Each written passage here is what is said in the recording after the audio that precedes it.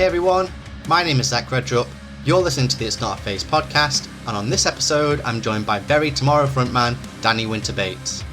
We talk all about the band's new album, The Seventh Son, some lineup changes, a point after their last album Cannibal where the band nearly broke up, recording vocals for the new album whilst battling with COVID, guest features, and loads more. Just before we get into all of that, have you got your tickets for Loonfest yet? And if not, why not? If you didn't know, Loonfest is a new independent festival being held in London on Saturday the 15th of April across 3 venues in the Camden area: the Underworld, the Black Heart and the Camden Eye. The 3 stage headliners are Dream State, Graphic Nature and Tether, and there's also going to be sets from Lake Malice, led by Lanterns, Youth Illusion, Bambi Thug, Lizzie Farrell, Blight Town and loads more. There'll also be after-party DJ sets from Sean Smith from the Blackout, Raiders UK and Sappening podcast, and Alex Holcomb from BBC Radio 1 and Kerrang Radio. On top of that, Loonfest is helping to push for a positive and more inclusive change in the scene. More than 50% of its lineup is acts with women, members of the LGBTQ+ community, and people of colour. Get tickets now while you still can by heading to @LoonFestUK on Twitter or Instagram, where you'll find the ticket links, but act fast before it sells out and hopefully I'll catch you there. Now, if you enjoyed this or any other episode of the podcast and you want to show your support, there's a few ways that you can do that. Number 1, leave a rating and review wherever you're listening to this. It takes just a few seconds and it really does help. Number 2, share this on your social media, whether that be Instagram, Twitter, Facebook, wherever. Or number 3, if you want to go the extra mile, you can pay a little bit each month to join the Patreon, and in return you'll get access to episodes early along with some of the perks, or you can pick up some merch from the store. All the links to that and the podcast socials where you can follow us can be found at itsnotaphase.co.uk. That's itsnotaphase.co.uk. And now with all that out of the way, let's jump right into this week's episode of It's Not a Phase. What's up everybody? Thank you for joining me on this episode of It's Not a Phase, where I'm joined by Dan of Bury Tomorrow. How you doing, man? Very well, thank you very much. Thank you for having me on your podcast. Of course. So let's dive into the new album, The Seventh Son. The 7th album. Obviously, you're well versed in album rollouts now. How are you kind of feeling about the run up to this one? Because obviously, it's a slightly different band, and you know a few things have changed since the last record. Yeah, I'm stoked. Like genuinely, it's probably the least nervous I've been about releasing music in a long time, if not forever. And so, really, really pleased with the album. Still, at this point, usually with a record, they'll be picking holes in things that we should have done or not done or whatever. And I can't find it. I genuinely think it for this kind of comeback, new era of Bury Tomorrow is the best album we could have done. And so people seem really stoked on the singles. There's a lot more surprises in the album than I think people think. I think people might think we've just released all of the bangers, and actually I know there are definitely some hidden gems in there that people will really enjoy, different vibes, different feelings. So I'm just really excited more than anything to just get it out there, and have people start talking to me about what they like and potentially what they don't like about it. Yeah. Like I say, it's different, isn't it? Because like you say, this is kind of like a new generation of the band, a new era with Jason stepping down, and I guess during that moment it might have been a bit difficult for you because not only was he a co-vocalist with you, but he'd been with the band since the beginning. And I guess, I don't know, at that time, were you kind of wondering what the next step was before you took on Tom and Ed? Yeah, I mean, there was lots of conversations, as you can imagine. There was well, are we going to be a band anymore? Should we continue? What does that look like if we were to continue? What does it look like if we're not to continue? And genuinely taking it really seriously, because I'm not going to flog a dead horse. I'm not going to be here just so I can tell people that I'm in a band. It doesn't make that much of a difference to me in regards to, obviously this is a major part of my life, and it has been since I was 16 years old. And so, but actually I'm not going to kind of bastardize the name of Bury Tomorrow by continuing a venture that's not realistic. That doesn't make any sense. So I was willing and happy to. I was saying look, if that's that, then that's it. I'm a fairly pragmatic human being, especially after kind of all the kind of mental health struggles that I go through. Genuinely, I have to think about things in a practical way. Otherwise I'll ruminate about them and really worry about them. And so for me, I was very much if this is it, this is it. But let's have that conversation. And me and Dawes already started talking about what we might do together. And, I knew I was going to still stay in music. it would have probably taken a bit of time and the dust to settle for me to do a new project. It probably would have been savagely heavy thinking about me and where my vocals are kind of going towards. But, it made a lot of sense, and we all sat down and we've toyed with the ideas of what we want to be first and foremost, and how we want it to be. And there was far too many positives to outweigh the negatives. And one of the major positives is knowing that our fans want us to continue. And, if that wasn't the case and they all gave up on us, then we probably would have not done it anymore. But, for us, we saw our fans as what we've always seen them, as our rock and our reason for being, more than anything, more than a label, more than management, more than magazines, radio. It doesn't make any difference. It doesn't change the hierarchy, which is our fans. Yeah. Then probably our happiness, and then everything else. And I think, it is, and it sounds like I'm trying to, over egg the fact that we love our fans, but it is true. And we demonstrate that with everything that we do, and we try and demonstrate that with every decision that we make. And so it would have probably been incredibly selfish for us to just go, well, we'll sack it off then because we can't be bothered to continue. And that's what it was. And I think moving forward with the band, like, we got into that trap. We've been lazy. And I'll say that word, like, the past 3 albums, whilst they are better and better at what we do, our decisions that we made, the not venturing into spaces that we could have done, is because we got set in a trap of thinking, yeah, this is us now. Cool. We're in a lane. Music's not like that. Like, music is, you need to push yourself, and you need to be bigger and better and change and adapt. And, and even when you look at our live show, like, for me, that's the evidence right there, which is we actually care. Yeah. We really, really, like, this last tour that we did, we were like, no, this is Bury Tomorrow, the best you can ever see us. And I think it shows. I think people get stoked off that, Yeah. Do you think the fact that, when Cannibal came out, in the midst of the pandemic, and unfortunately you didn't really get the chance to push it to its full potential and kind of capitalize on, what is today your most successful album, do you think that kind of had a part in, the potential, those conversations you had where Bury Tomorrow might not have been anymore? Yeah, I think the space helped. I genuinely do. I think it helped, like, us not doing stuff for 2 years, and, like, whilst it made all the inner turmoil within the band and all the behaviors and stuff heightened, and it gave us space to make decisions. And if we hadn't had that space, we might have continued on in the same way, but it would have burned and crashed. And I can categorically tell that when people have an issue with what it could have been, what would this song be with, Jace or whatever, it wouldn't have been like it. Yeah.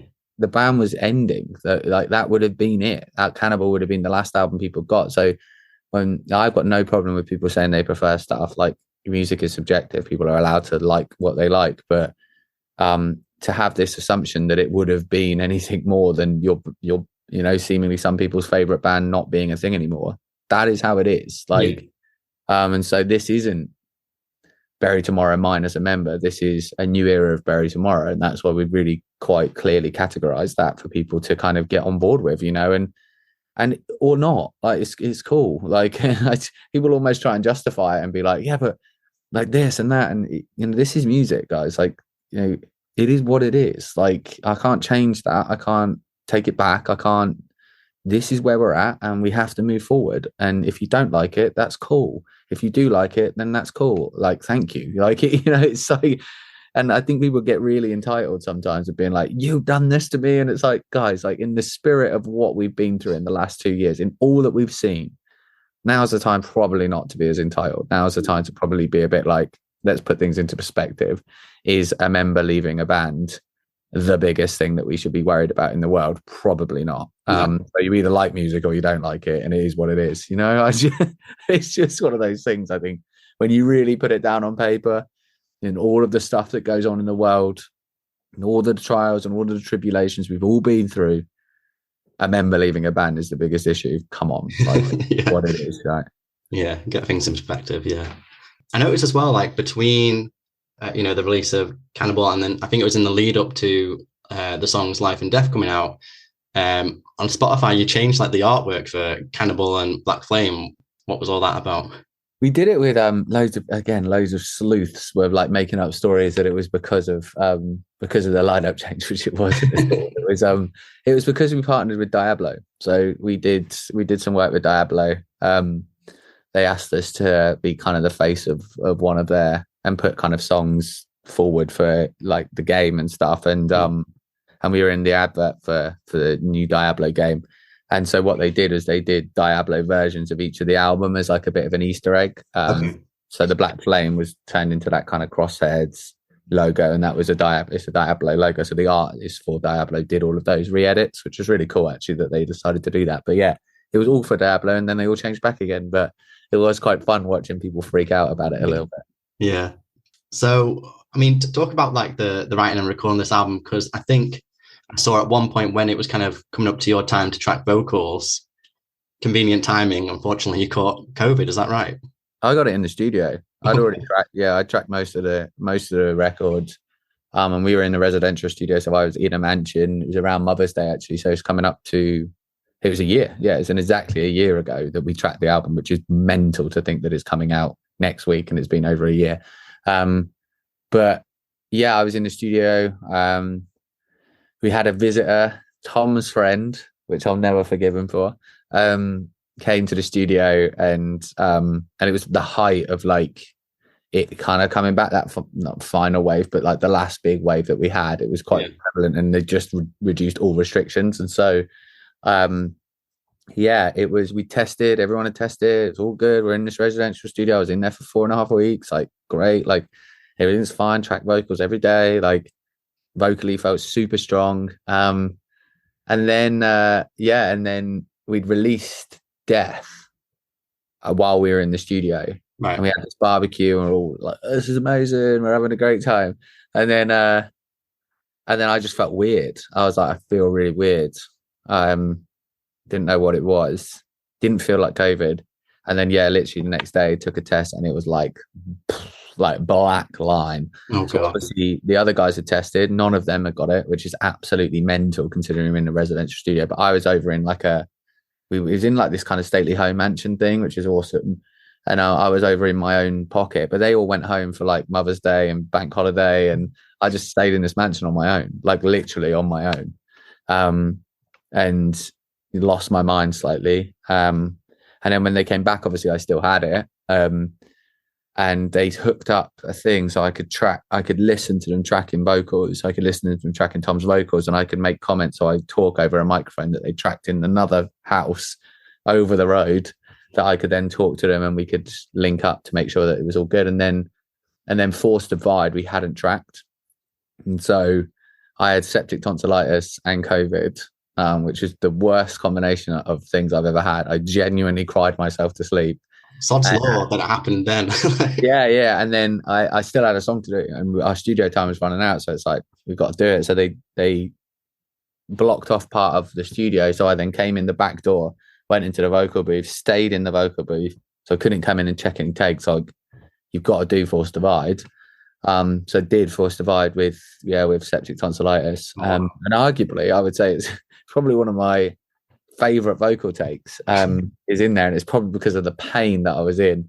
But yeah, it was testament to the studio, testament to Dan for making it work, and Dan Weller for making it work. And yeah, it was good. It's a story though, isn't it? But yeah, isolation and recovery. I said on my last interview actually, recovery, there's like a vocal voice note, and that's me doing a voice note to Dan about recovery and my thoughts on it. And that was when I had COVID and I'd been isolating, and I literally had played pool against myself 5 times.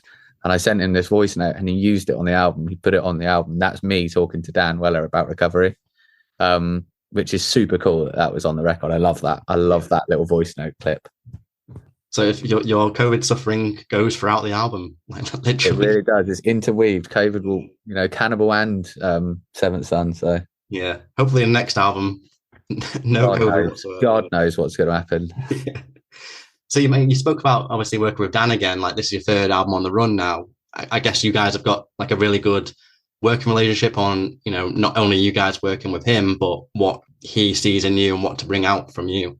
Yeah, like Dan's such a good dude. Like, it's hard to envisage recording an album without him, to be honest with you. He's, he really, from a producing point of view, gets the songs into the best place they can be. He helps if we're finished off some of the writing process, like he'll help with some of that stuff. Like, he's just an amazing mind, and we respect him and trust him, and he trusts us, and and he believes in us strongly that we could be, one of the biggest out there. That is Dan's mindset for us. He loves the songs that we create, and so it's really nice to have that. So it's not just a autonomous kind of process of, here we go, tracking great, cool, send it off to mixer, cool. If it's successful, it's successful. Dan is like super invested in our music, and so that's really cool, right? And so he's like another member of the band, and now we've got 7, so it was 7th member of the band. But he celebrated, he celebrated with us when we released Death, like in the studio. He like bought us a bottle of champagne, because obviously he recorded Life and Death as well, and it was just really cool. He is a great human being, a very busy man, but probably one of the only people I don't feel guilty as much not contacting, because he doesn't contact me, because he's so it's quite a good relationship what we've got. But yeah, me and Dan are very close. Great relationship. Yeah. And you've got obviously the song Heretic, where you've got Loz on from Why She Sleeps, which is, I think, your second ever like feature guest on any Bury Tomorrow song. Yeah, it was. Jamie Juster was first, and then Loz, and then obviously we've got Cody Frost on this record as well, which Cody's killing the game at the moment. She did You Me at 6 and Enter Shikari, and which she didn't tell us about. Gee, oh no, it's fine. Cody's a legend, and I love her to bits. I think she's amazing. So yeah, 3. This is now the second and third feature. And why do you think it is that you don't, there's so many bands out there that have like loads of features and stuff, whereas you're kind of like sparing with it? Is it because maybe you want to have like features on there that you have like relationships with? Like, yeah, probably. I think there's some of that. I don't, Jamie was a bit different. Like, I kind of got in contact with Jamie Juster anyway, and I kind of thought like this would be a really cool opportunity to ask him, obviously as a legend in the scene for a long time, and he was up for it. But like, Loz, who grew up with, like, that guy is a legend, in the scene, but he's also a really good friend. And, While She Sleeps, we grew up with, like, we are genuinely good friends with that band. And so, to have him on his first feature that he's ever done as well, which is amazing, what a great combination. And obviously we're playing the Sleep shows, which all just, again, we did the feature before we did that. And so that was really cool.